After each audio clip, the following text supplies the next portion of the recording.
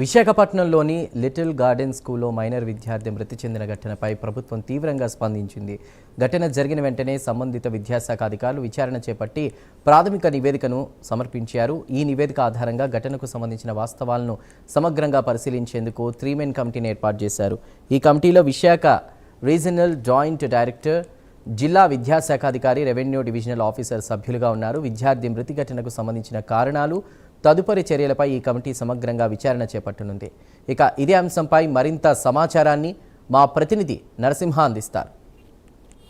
విశాఖ 1వ పిఎస్ పరిధిలో టౌన్ కొత్త రోడ్డు సమీపంలో ఉన్నటువంటి ఏదైతే లిటిల్ గార్డెన్ స్కూల్లో ఒక అధ్యాపకురాలు చేతిలో గాయాలు పాలై మృతి చెందినటువంటి ఒక విద్యార్థి ఘటన నేపథ్య సంచలనం రేగింది. ఈ ఘటనకు సంబంధించి ఇప్పటికే ప్రభుత్వం అయితే 3 మెన్ కమిటీ ఆదేశాలు జారీ చేసింది. అదేవిధంగా ఆర్డీఓ, డిఈఓ, ఆర్జేడీ సంయుక్తంగా ఏదైతే 3 మెన్ కమిటీకి ప్రభుత్వం అయితే ఆదేశాలు జారీ చేసింది. దీనికి సంబంధించి కూడా ప్రభుత్వం కూడా ఇప్పటికే ఆ వారిపై కూడా చర్యలు తీసుకోవాలని కోరుతూ 3 మెన్ కమిటీ అయితే ఏర్పాటు చేసింది. విశాఖలో నుండి ఏదైతే విశాఖ టౌన్ కొత్త రోడ్డు సమీపంలో ఉన్నటువంటి ఈ పాఠశాలలో విద్యార్థి ఒక్కసారిగా మృతి చెందిన ఘటనలో కూడా సంచలనం రేగింది. ఏదైతే విశాఖ లిటిల్ గార్డెన్ స్కూల్లో మైనర్ విద్యార్థి మృతి చెందిన ఘటనలో అత్యంత దురదృష్టకరమని చెప్పొచ్చు, బాధాకరమని చెప్పొచ్చు.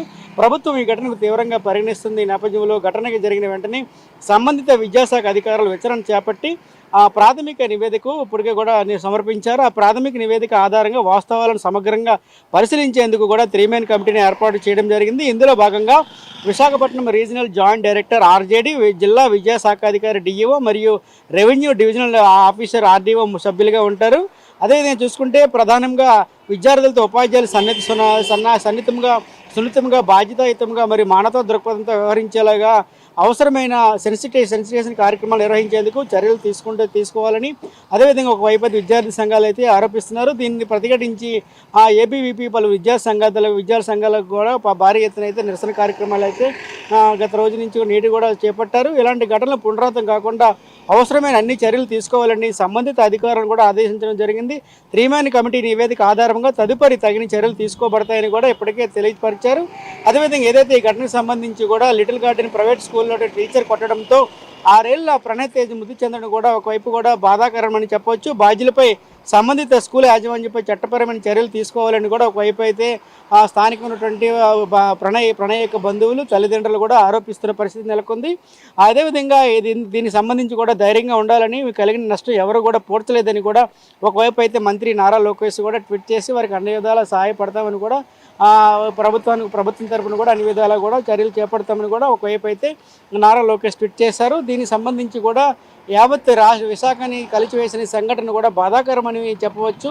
ఎన్నో విషాదాలను కట్టుబడి ఈ యొక్క విషాద ఘటన ఒక తండ్రికి తీరని వేదన, కుటుంబ జీవితాంతము మోసే లోటని కూడా చెప్పవచ్చు. ఒక తల్లి ఆశ చివరికి అంతులేని విషాదంగా నెలకొందని చెప్పవచ్చు.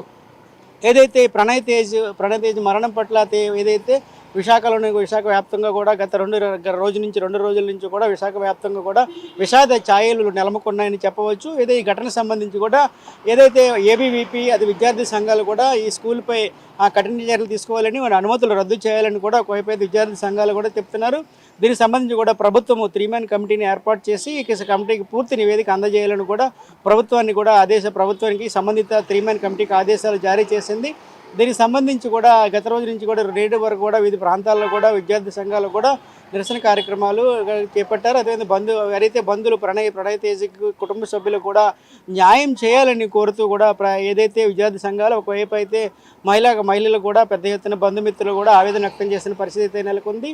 ఈ రోజు కూడా నేడు కూడా ఏదైతే అశ్రు న్యాయాల మధ్య కూడా ఏదైతే ప్రణయ్ యొక్క దాన సంస్కారాలు కూడా చేపట్టడం జరిగింది. దీనికి సంబంధించి కూడా ప్రభుత్వం కూడా దీనికి ప్రతిఘటించి వెంటనే 3 మెన్ కమిటీ ఏర్పాటు చేయడం పట్ల ఏదైతే గార్డెన్ స్కూల్ యొక్క అనుమతులు కూడా రద్దు చేయాలని కోరుతూ ఒకవైపు విద్యార్థి సంఘాలు కూడా చెప్తున్న పరిస్థితి అయితే నెలకొందని చెప్పవచ్చు. ఏదైనా కూడా ఇలాంటి ఘటనలు పునరావృతం కాకుండా ప్రభుత్వాలు కూడా చర్యలు చేపట్టాలని కూడా ఒకవైపు అయితే ప్రణయ్ తేజ్ బంధువులు, అదేవిధంగా విద్యార్థి సంఘాలు కూడా చెప్తున్న పరిస్థితి అయితే నెలకొందని మనం చెప్పవచ్చు. కెమెరామెన్ సుధాకర్తో నరసింహ, ప్రైమ్ లైన్, విశాఖపట్నం నుంచి.